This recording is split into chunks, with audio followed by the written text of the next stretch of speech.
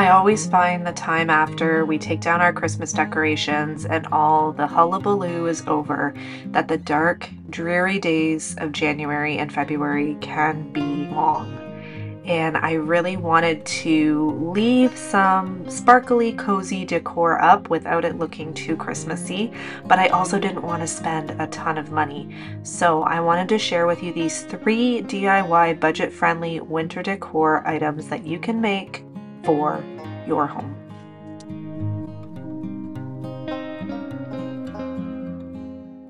So this first one is a Cardinal painted canvas. So you're going to need a canvas. I got mine from the dollar store. You can do any size you want and then paint whatever color background you want. So I went with kind of a winter gray and I did some streaks of black and white just to encompass kind of the clouds.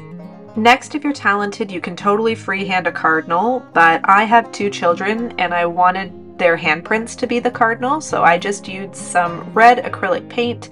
It actually washed off really easily. I was a little bit worried about that, but I just stamped each of their handprints onto the canvas as kind of the outline type idea for my cardinal.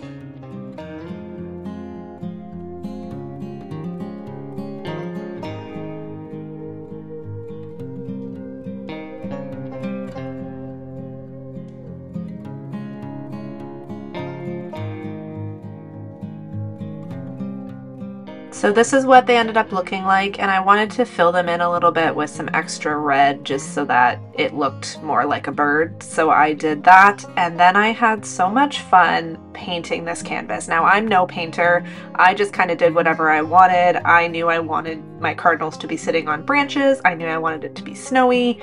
So I kind of just went to town and I had such a blast doing this. It was so much fun and really let me be creative, and you could do whatever you wanted. You really don't have to be a good painter. I just kind of looked up some ideas on Pinterest of what I wanted it to look like, and this is how it turned out. And I'm so happy with it. I definitely will be doing something like this again in the near future.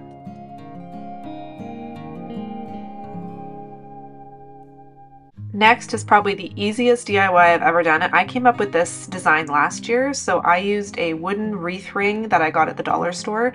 And again, you can use whatever size you want. And then you just need some garland, again from the dollar store. And depending on the size of your wreath, you may need 1, 2, or 3 strands of garland. You can go as thick or as thin as you want. And then you need some kind of decor piece or Christmas ornament, and then some ribbon to hang it, and that's it. So to start off, I'm going to take my little ornament and cut the string so that it's longer to hang down in the wreaths, because you want it to be in the center of your wreath.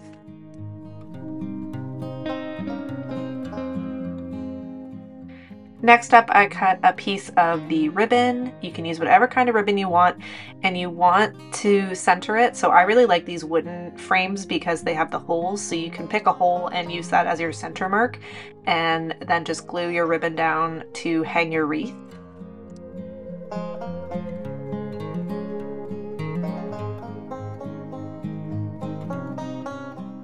Then just glue your ornament right in the center. Again, you can use that hole as your marker.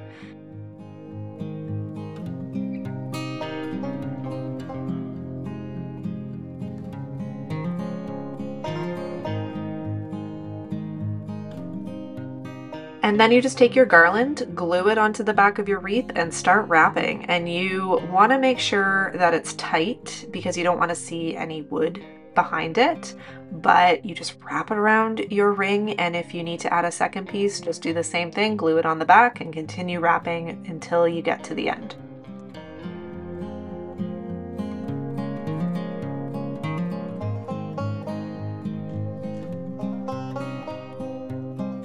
So I was short by about 3 inches of garland, so I ended up just taking the little tail and folding it over just to hide that last little section of wood.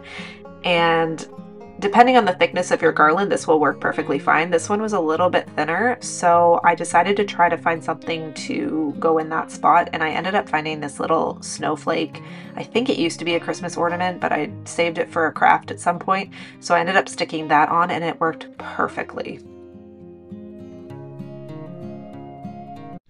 But this is how it turned out, and this entire wreath cost me under $10, which to find a wreath these days for under $10 is pretty crazy, and I love how it turned out. I love how sparkly and shiny it is, and because it's so cheap to make, you could switch it up every year and do something different, but I love the sparkle and the shine that this adds to my home. Finally, this one is not an original idea. I've seen these all over Pinterest, but they're these snowy lantern things. So I just needed 2 mason jars, a jar of Epsom salt, and some glitter and some Mod Podge. So I'm just starting by adding a bunch of glitter to my Epsom salt, and then I'm just gonna use a mason jar to shake it up because that just seems easier. Glitter is optional, by the way, but not in my house. Then I just used a sponge brush to apply a very thin layer of Mod Podge. You could use tacky glue, you could use white glue, doesn't really matter, whatever you have, but you want it to be a pretty thin layer so that it doesn't look chunky or that there's any dripping of salt, and you want it just to be really even. Next, just sprinkle on your salt glitter mixture. You can either just dump it on, which is probably what I would recommend because I think it would cover more surface area quickly and just really get on there and stick before the glue dried. I actually ended up doing an extra one of these because I didn't like how this one turned out when I was just sprinkling it. The second one I did, I dumped it on and it worked much better, so just so you know. So this is the second one that I did, that I dumped it on, and you can see the other one in the background, how it's missing, you know, spots without glitter and salt, so definitely just dump her on there. I found these holly berries in my craft bucket and some twine, and I figured these would add a nice pop as well as kind of a rustic look to these little lanterns. So I just wrapped the twine around the top half. I wasn't too careful about it. I wanted a rustic look. And then I made a little bow out of the twine, stuck that on, and then I just kind of stuck the holly berries in where I felt fit.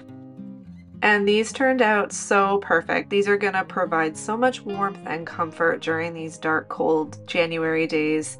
And that's it for today. I hope you all enjoyed this video, and I will see you next time.